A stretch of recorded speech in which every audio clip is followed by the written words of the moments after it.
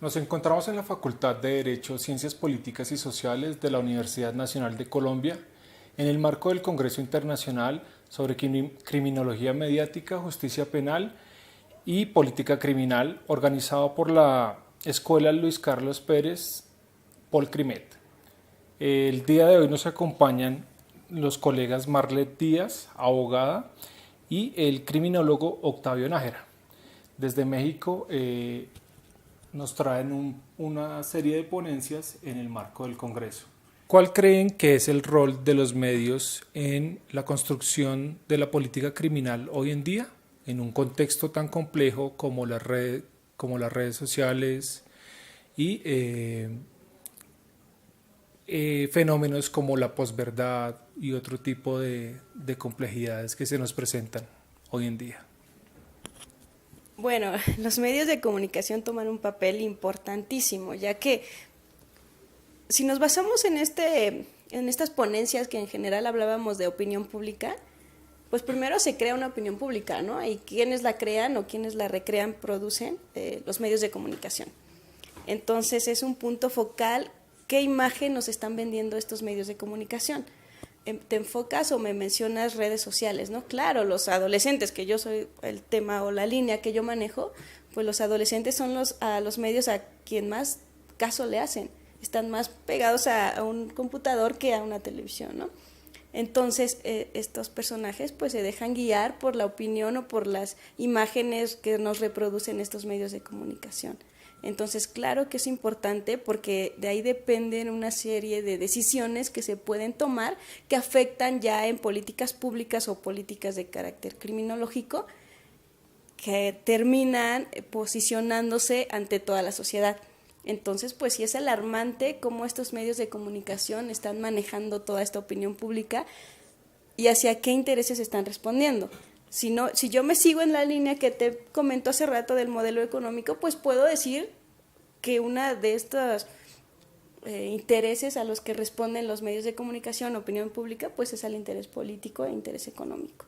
Entonces, claramente los medios de comunicación, pues totalmente importantes para la creación de políticas públicas y políticas de carácter criminológico, ¿es cierto? Bien, de acuerdo a la influencia de los medios, yo también considero que es demasiado importante esto porque los medios también principalmente son controlados por cuestiones privadas, por empresas privadas, no son de carácter público siempre, ¿no? Entonces siempre se debe evaluar cuáles son los intereses que intervienen para poder divulgar un cierto tipo de información, porque hay información que se divulga más que otra, porque hay información que se oculta, y cuáles son los procesos que se siguen para seleccionar qué tipo de mensaje es el que se quiere comunicar. Aparte, los medios de alguna u otra manera también construyen parte de la realidad. Lo escuchábamos durante el Congreso, ¿no? En algunos elementos. ¿Qué pasa si de repente a través de los diarios o de la televisión se empieza a anunciar que hay aumento de delincuencia, que hay aumento de inseguridad? Eso le va a construir a una sociedad un imaginario en el que el lugar que se encuentran o el contexto en el que se están desenvolviendo es un contexto peligroso. Y entonces se quedan con esa idea, porque es lo que le están construyendo. Ahora, a través de redes sociales, bueno, es un tema muy delicado y es un tema también que es muy amplio. Por ejemplo, las redes sociales pueden ayudar para mucho, ¿no? Nosotros lo vimos en México, en el que posterior al sismo del 19 de septiembre las personas se organizaron, hubo mucha solidaridad, conformaron información y solicitaban ayuda en los puntos que se requerían. Pero también las redes sociales pueden destruir a una persona, ¿no? En el caso de la divulgación de datos privados sobre alguien cuando se está llevando, por ejemplo, un proceso penal, eso es muy delicado y es muy riesgoso porque se deforma también lo que mencionaba Marta, la opinión pública empieza a cambiar y se empieza, digamos, a direccionar de forma errónea, porque no solamente tienen una información sesgada y no es una opinión informada. Continuando, ¿podrían decirnos cuál es la orientación o hacia dónde se podría enfocar el estudio o las investigaciones para dar respuesta a este tipo de problemática tan compleja? Bueno, el fenómeno es muy amplio, entonces para enfocarnos o hacia dónde enfocarnos, pues sí, como escuché en una ponencia, la respuesta no la tengo, pero lo que sí puedo decir es que para contrarrestar este fenómeno o esta problemática que tenemos, pues basta empezar a educar, ¿no? y a enseñar y a mostrar desde casa, desde escuela, qué tipo de información hay que ponerle atención, qué tipo de información no hay que desviarla, ¿no? O tipo de desinformación. Entonces yo creo que más que estudios e investigaciones tendríamos que enfocarnos en educar y en prevenir, ¿no? En prevenir que atraigamos toda esa información y la tomamos como cierta, ¿no? Desde ahí, desde este tipo de enfoque, pues quizá podemos ir contrarrestando todo lo que se nos está venido presentando. Voy por esa línea. Sí, en efecto, decir hacia qué parte los estudios deberían inclinarse, pues yo creo que tiene que ver ya con un área de especialización que puede hacer cualquier profesional en su respectivo rubro, entonces sería como muy amplio. Yo creo que sí tiene que ver muy directamente con el ámbito preventivo, o sea, forzosamente todas las ciencias deben tener un ámbito preventivo y principalmente si estamos hablando en el contexto que nos encontramos de criminología mediática, pues aún más, ¿no? La prevención debe prevalecer ante todas las otras cuestiones de reacción social o ante dispositivos que busquen una coerción noble. Primero se debe prevenir. Y no podría estar más de acuerdo con Marlene en el sentido que el primer paso es la educación en todos los aspectos. Cuando recibamos información, entender que no solamente la asimilemos y la demos por cierta, así nada más sin ningún motivo, sino aprender a ser críticos de esa información, saber quién la emite, por qué la está emitiendo y cómo es que discrepa quizá de otras informaciones similares. Entonces es algo que nosotros tenemos que aprender a hacer poco a poco. Y ya en el otro aspecto, pues sí sería que esta parte educativa tiene que llevar entonces a una concientización, hacernos conscientes y también sensibles de la información que estamos recibiendo, por qué la estamos recibiendo y qué finalidades podría tener. Adicionalmente, quisiera saber si nos pueden dar un panorama general sobre la cuestión en términos del problema criminal frente al tratamiento de los menores. Listo, yo voy a hablar un poco del ámbito jurídico, ya que me corresponde, pero sin dejar de lado esta cuestión de las ponencias, ¿no? De cómo infieren los medios de comunicación y cómo se hace la opinión acerca de los menores y cómo se crean estas identidades de los menores. Bueno, en México, ¿qué pasa? La opinión pública ha estado muy fuerte y ha impactado en las decisiones que se toman acerca de los adolescentes y acerca de cómo tratarlos jurídicamente o penalmente. En un primer momento se trataba de un sistema integral de justicia. ¿Qué es esto? Entonces, integral, pues, correspondía a varias instituciones la labor de cómo vamos a tratar a estos adolescentes, ¿no? ¿Qué tratamiento les vamos a dar y qué tipo de medidas? Se procuraba satisfacer las necesidades básicas de estos. Pero entonces la opinión pública, ¿qué decía? No, pues si están realizando un delito, ¿por qué los estás protegiendo? ¿Por qué lo vas a satisfacer si él nos causó un daño? Ahí no vemos la maquinaria penal actuando, ¿no? ¿Qué pasa con este Estado que no nos protege, ¿no? Entonces, pues de ahí se vienen grandes cambios en la legislación en México. En 2016 tuvimos una reforma importante porque se crea una ley nacional. ¿Qué es esto? Aplica para todo México, para todos los estados.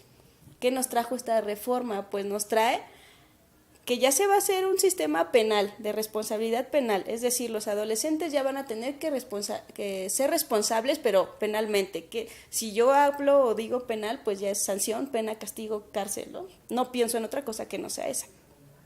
Entonces, se endurece la ley, para mí se endurece. El interés superior del adolescente, pues queda un poco relegado al daño social o al peligro social que nos producen. Si atendemos a esto, entonces pues las penas pues no son altas, o sea, son 5 años, creo que acá en Colombia la máxima es 8, entonces ahí todavía hay un límite. Pero ¿qué pasa? La prisión o la pena de prisión pues pasa a ser la principal y dejan de lado todas las medidas alternas con las que nosotros contamos. Justo, medidas alternas que también cambian el nombre y se llaman ahora medidas sancionadoras. Entonces, si seguimos este discurso punitivo, pues ya tiende al castigo más que a una, como le quieran llamar, resocialización, readaptación, como sea. Entonces, sí, claro, los medios, la opinión ha pesado mucho en las decisiones políticas y jurídicas en México, tanto que ahora contamos con esta ley que hay que analizarla y que hay que criticarla, porque yo pensaría que más que un avance, pues vamos en un retroceso, penalmente hablando. Y bueno, a mí sí me gustaría comentar como en los aspectos justamente de tratamiento y de intervención cuando se trata de asistencia social o protección a los menores, que también es un problema muy grande que tenemos. O sea, en realidad, de entrada tenemos algo así como el 30% de población menor de edad a nivel país, y somos poquito más de 100 millones, entonces es una población considerable. En segundo, que yo personalmente he trabajado con casas de asistencia social, también hay mucha problemática porque justamente esta cuestión de la opinión pública que dice ¿y por qué hay niños de la calle? ¿Y por qué no los protege el Estado? ¿Por qué el Estado no hace su trabajo? Ha sobrepasado evidentemente la capacidad que tiene el gobierno para poder atenderlos a todos, entonces se han tenido que delegar este tipo de instituciones de protección a instituciones ONGs, a instituciones privadas, que lamentablemente carecen de un control tanto de un manual de procedimientos como de un seguimiento por parte de las instancias oficiales, que en el caso de México sería el Sistema Nacional para el Desarrollo de la Familia, que sería el DIF, y es quien se encarga, digamos, de esto, pero pues evidentemente con tantas casas que ya existen y con tantos establecimientos, no puede dar el seguimiento oportuno. ¿Y qué ocurre? Bueno, que los menores en este tipo de situación, supuestamente de protección, entrecomillado, pues padecen revictimizaciones en estos establecimientos. Y esa información pues casi rara vez sale a la luz. ¿Por qué? Porque cuando hablamos de menores de 12 años son como un poco más invisibles incluso que a veces de los adolescentes. Aquí el detalle está que la opinión pública tiene que el adolescente es conflictivo, que el adolescente confronta y que el adolescente tiene más la tendencia a crear un acto destructivo. E ignora que incluso puede tener un antecedente desde antes de la infancia, pero como no se consideró y no era un problema, por así decirlo, y nos hizo notorio hasta que el adolescente hizo una conducta antisocial, entonces hasta entonces le empezamos a poner atención. Y eso es algo que sí nos afecta mucho como sociedad porque perdemos totalmente el ámbito preventivo. La ampliación del foco frente a esta problemática, incluyendo una perspectiva económica y un giro de fijarnos del criminal hacia la víctima, podría darnos una nueva perspectiva para el desarrollo de esta problemática. ¿Cuál es la apreciación que ustedes tienen o por qué escogieron este enfoque? ¿Por qué tomaron la decisión de abrir el foco hacia esta perspectiva? Bueno, yo abordé desde este ámbito económico porque para dar una respuesta a por qué se delinque o qué lleva a los adolescentes a delinquir, pues hay muchas aristas desde donde podemos abordarlo. Yo me posicioné desde esta, no digo que sea la única, sé que hay más, pero el factor económico es bastante importante.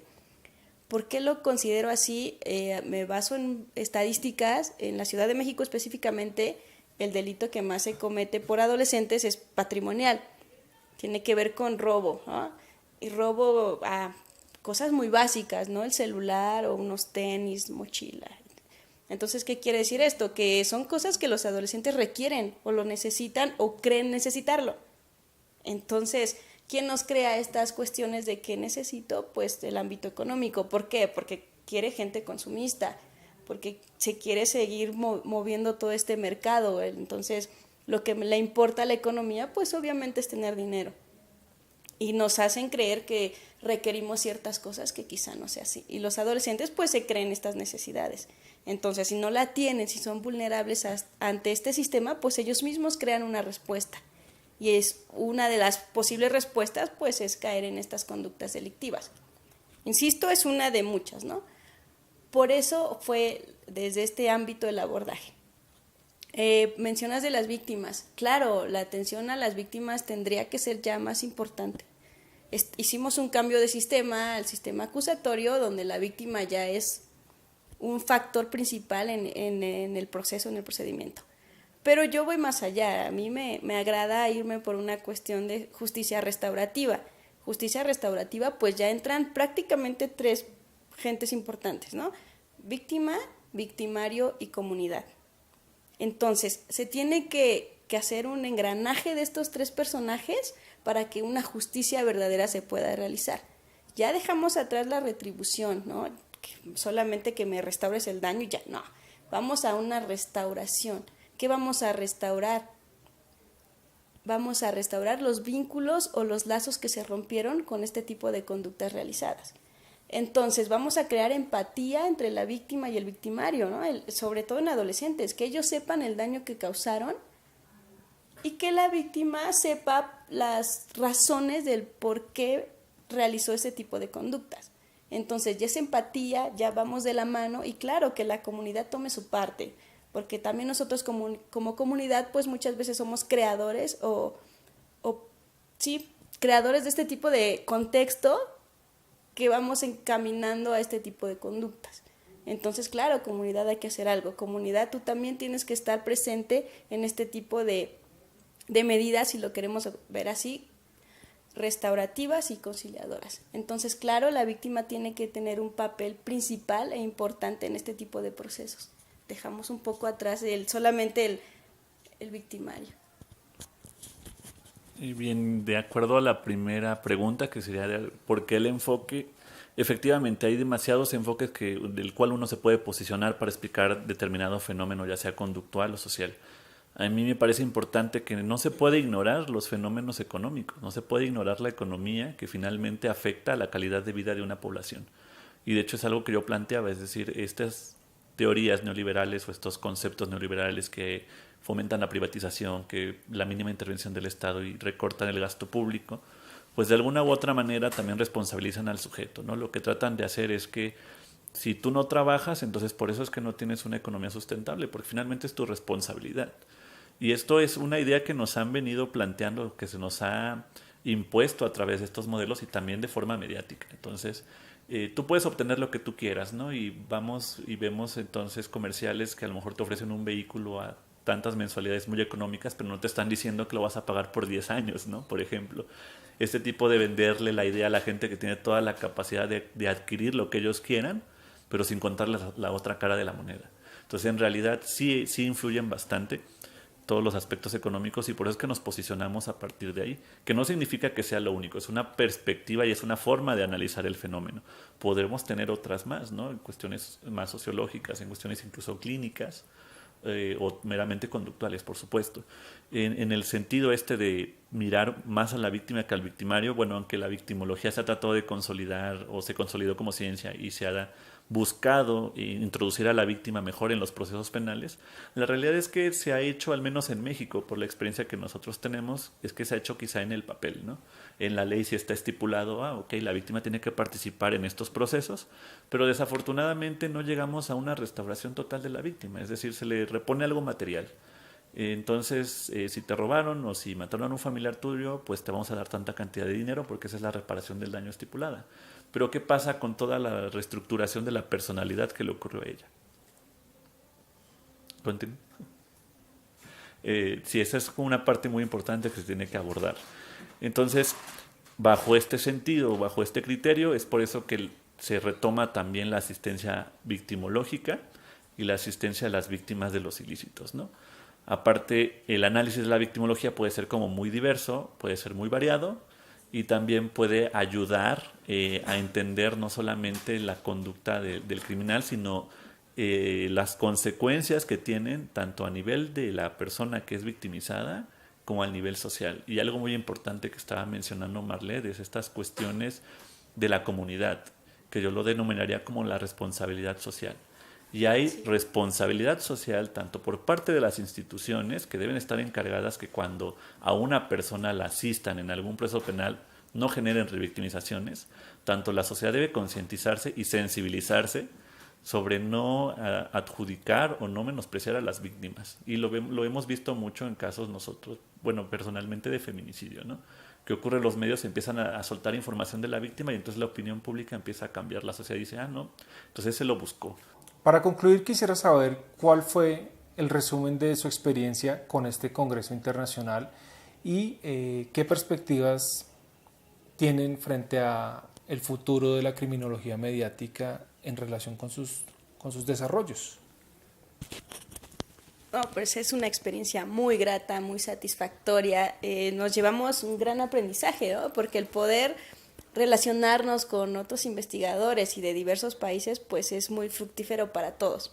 Entonces, yo espero que sea el primer congreso de muchos y que este tema de criminalidad mediática o criminología mediática, pues sea más abordado y poder llevarlo pues a un futuro, ¿no? Y que tenga más respuestas a estos fenómenos que se nos están presentando.